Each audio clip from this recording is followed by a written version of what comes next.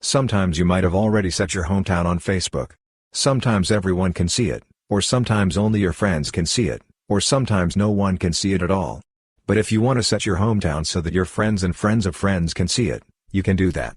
In this video, we'll show you how to set your hometown on your Facebook profile so that friends and friends of friends can see it.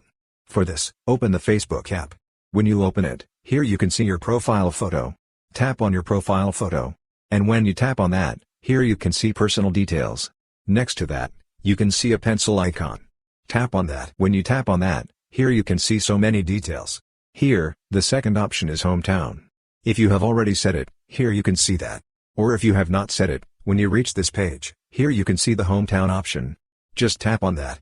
Anyways, for example, here I am typing my hometown, and after searching, you need to select that hometown. After that, here you can see who can see this option. Tap on this. When you tap on that, here you can see so many options. From this, you need to select friends of friends. That means, after that, your friends of friends will also be able to see this. Anyways, after that, tap on this done button and here you can see the save option.